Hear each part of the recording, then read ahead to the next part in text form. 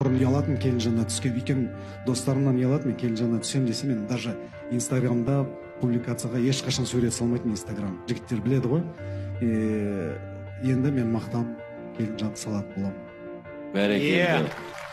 Неге ұялып жүрдің сонда өзің түскен нәрсеге?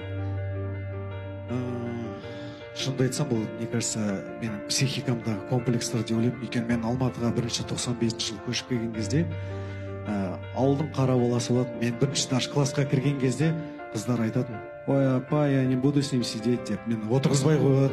Мәссаған. Класстасым. Орыс мектепте оқып едім. Біздің қазақ мектебі болатын, 143-ші. Асан бәріміз бір класста болдық қой. Бірақ орысшаланған болатын, бәрі орысша сөйлейтін. Үшінші болып біреудің қасына бүйтіп отырамын ғой мен. Қап-қара болып па? Бақытжан деген досымды құшақтап.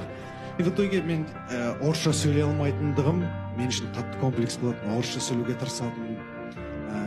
Талай старшактардан таяқ жейтін, өйткені ауылдың несіға сынып қалған ғой сөздері. Шешең деп қойсын арасында. Да, ну нафиг шешең деді, иди сюда дейді, күнде ұрады, короче. Менде мынандай травма болып қалғанда, ауылдың баласы болып жүру Алматыда ят. Не модно. Не модный деген әңгімелерді еститін бізді. И сол нәрсе қалқыған деп ойлаймын. Келінжан қарағанда ауылдың сериалы, ауылдың адамдары именно жасыратын болып қалды. В итоге мен енді өзімен жұмыс істеп келіп, соны түсіндім. Мен олдан ұялмауым керек. Ол менің негізім, менің шыққан жерім. Негіз нағыз батырлар ауылдан шықты ғой.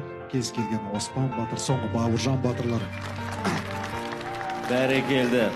Керемет сөздер. Негізінде ол енді уақыт қой енді. Өкінішке орай осынша уақыттың арасында сондай комплекстер миымызға еніп қалған десек те, әрқайсымыздың негізіміз ауыл ғой. Қанша қалада тұрсаң да, мына жерде отырған адамдардың барлығы түбі ауылдан ғой.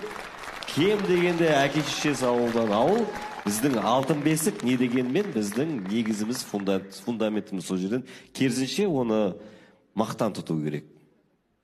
Ашсай ауылының халқына жалынды сәлем. Ауылының алтын бесігім.